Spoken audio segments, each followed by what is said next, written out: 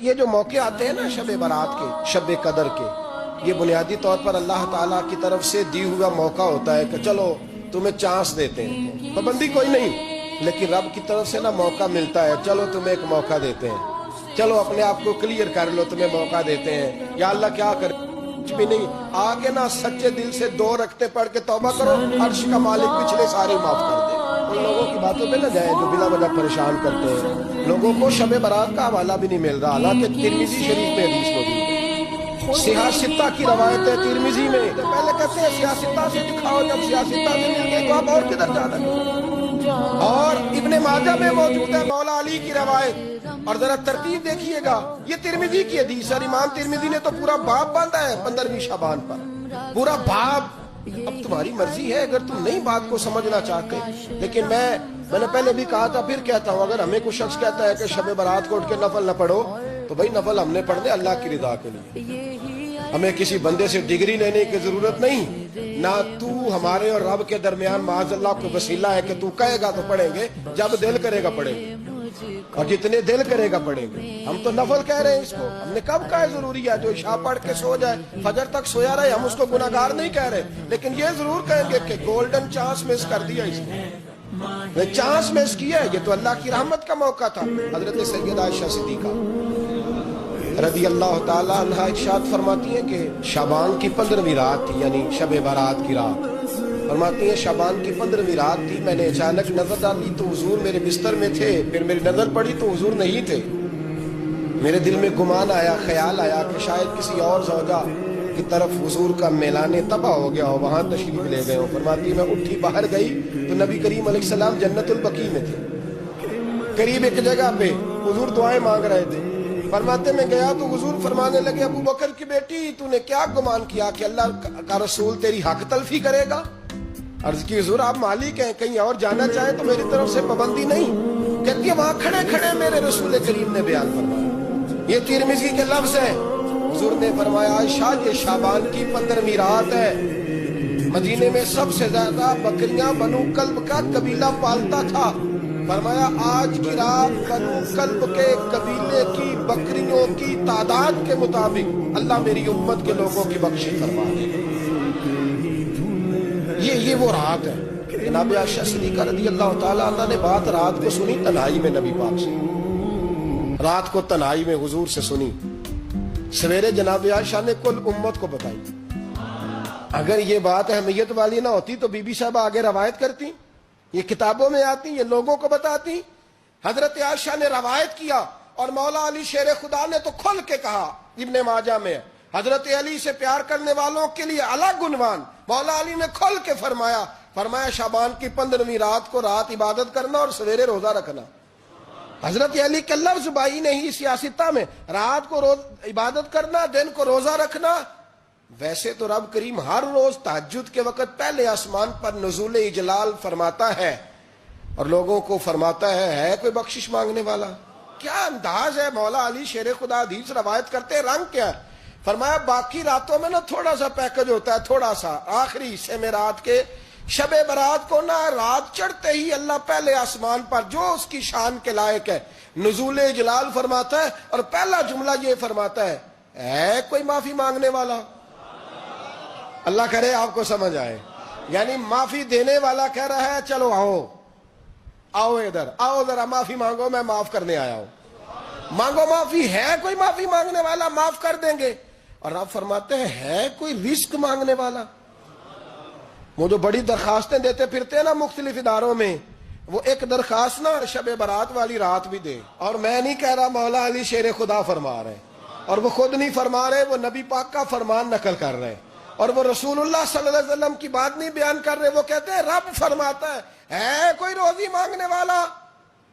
سارے سیٹھوں نوابوں جاگیرداروں کے پاس جا جا کے تھک گئے ہو، ایک دن میرے کہنے پر، ایک رات، ایک دیہڑی ذرا شب برات والی لگا کے تو دیکھو۔ تو میرے رسول پاک علیہ السلام نے ہمیں یہ میسج دیا، پیغام دیا، فرمائے اس رات جو اولاد مانگے گا رب اسے بھی عطا فرمائے گا، اس رات جو اللہ سے بخشش مانگے گا اللہ اسے بھی دے گا، اس رات جو رب کریم سے عزت مانگے گا اللہ اسے بھی عطا کرے گا۔ شارحین نے لکھا اس رات جو رب سے پردہ پوشی مانگے گا اللہ اسے پردہ پوشی بھی عطا کرے گا. جو جنت کا سوالی ہوگا رب اپنے فضل سے عطا فرمائے گا. کوشش فرمائیں, کوشش فرمائیں. 10 محرم کو ہمارے ہاں لوگ جاتے ہیں قبرستان. وہ کسی حدیث سے ثابت نہیں, میں منع نہیں کر رہا, جائیں 9 محرم کو جائیں, 10 کو جائیں, 11 کو جائیں, 8 کو جائیں, سفر میں جائیں, ربیع الاول میں جائیں, قبرستان میں جب بھی جائیں, منع نہیں ہے. لیکن شب برات والی رات تو خود رسول کریم گئے ہیں نا قبرستان. اب جو بات میں نے سمجھانی ہے اس کو سمجھیں. نبی پاک کی والدہ کا مزار نہیں ہے وہاں جنت البقیع میں. حضور کے کو بھائی بہن, حضور کیا کرنے گئے؟ امت کی بخشش کے لیے گئے. شب برات کی رات لالچی نہ بنے کہ صرف میں نے اپنے لیے روزی مانگنی ہے. کل امت کے لیے مانگے رب کریم سے. مانگے اپنے بھائی کے لیے, مانگے اپنی بہن کے لیے, مانگے اپنے بیٹے کے لیے, مانگے اپنی بیٹی کے لیے, مانگے اللہ کریم. یہ مانگنے کی رات ہے. پچھلی راتی رحمت رب دی کرے بلند آوازہ, بخشش منگن واریاں کارن کھلا جے دروازہ. آئیں اللہ کی بارگاہ میں اس رات کو کھل کے دعا مانگے.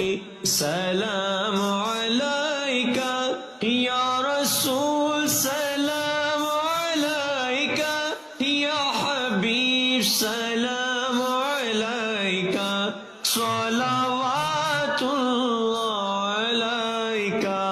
میرا دل تڑپ رہا ہے, میرا جل رہا ہے سینہ, میرا دل تڑپ رہا ہے, میرا جل رہا ہے سینہ, کہ دعا وہی ملے گی مجھے لے چلو مدینہ. حضرت امام حسن سے آ کے وظیفہ پوچھا. اس شخص نے کہا حضور اولاد کوئی نہیں تو وظیفہ بتائے. تو آپ نے فرمایا استغفار پڑھا کر. کیا کر؟ اس نے کہا ٹھیک ہے. تو حضور پھر میں دوبارہ کب آؤں؟ تو امام حسن کہنے لگے بے اولاد ہے نا تو, استغفار کا وظیفہ بتایا نا؟ کہا ہاں. فرمانے لگے اب اس وقت آنا جب اللہ تجھے 10 بیٹے عطا کرے گا. کتنے؟ 2 4 نہیں, 10 ہی کہہ دیے. تو حضرت امیر معاویہ رضی اللہ تعالیٰ دیکھا, کہنے لگے حسن اتنا بڑا دعویٰ. آپ فرمانے لگے میں نے کہہ دیا نا تو اللہ فضل کرے گا. ہاں ہاں اللہ خیر کرے گا, خیر ہو جائے گی. وہ شخص کئی سالوں کے بعد آیا, کئی سالوں کے بعد. تو حضرت امیر معاویہ کو بھی ساتھ لایا. کہنے لگا حضور اللہ کے فضل سے اللہ نے 10 بیٹے عطا فرمائے, پورے 10 ہی اللہ نے دیے. تو حضرت امیر معاویہ کہنے لگے جناب بات تو آپ کی سچی ہو گئی, پر مجھے بھی بتائیے وظیفہ کہاں سے لیا؟ فرمانے لگے قرآن پاک سے. سورہ نوح کی 10 11 12 آیت پڑھو. اللہ فرماتے ہیں تم استغفار پڑھو, میں تمہاری بیٹوں سے بھی مدد کروں گا, مالوں سے بھی مدد کروں گا. تو میں نے استغفار بتائی تھی اور قرآن میرے اللہ کا ہے, رب کا وعدہ جھوٹا ہو سکتا؟ فرمایا 10 بیٹے ملنے تھے, میں نے کہہ جو دیا تھا. اور میرے بھائیوں یاد رکھیں استغفار اللہ کی رحمت نازل کر. ایک ہوتا ہے خوف, ایک ہوتی ہے خشیت. خوف والے لوگ توبہ کرتے ہیں, خشیت والے استغفار کرتے ہیں. ایک ہوتا ہے خوف, ایک ہوتی ہے خشیت والے استغفار کرتے ہیں. نبی کریم علیہ السلام نے فرمایا میں دن میں 100 مرتبہ استغفار کرتا ہوں, دن میں. توبہ والا کہتا ہے کہ میں بھول گیا تھا مجھے معافی مل جائے, اور خشیت والا کہتا ہے میرا یار ناراض نہ ہو جائے, وہ استغفار ہی کرتا رہتا ہے, وہ معافی. حضرت رومی نے مثال دی ہے, فرماتے ایک عورت تھی تو بھیک مانگا کرتی تھی. ایک دن بادشاہ کے دروازے پہ بھیک مانگنے گئی تو بادشاہ کو پسند آ گئی, اس نے نکاح کر لیا. 20 کنیزائیں اس بیوی کے پاس تھی خدمت کرنے کے لیے, روٹی دینے کے لیے, کپڑا دینے کے لیے, لیکن وہ ہر وقت روتی رہتی تھی, ہر وقت روتی. ایک سمجھدار کنیز کہنے لگی کہ ملکہ اب تیرا درجہ بہت بڑا ہے, تو ہر وقت روتی رہتی ہے, معافیاں ہی مانگتی رہتی ہے ہر وقت, کون سی ایسی نعمت ہے جو تیرے پاس نہیں؟ تو وہ کہنے لگی اس لیے تو روتی ہوں.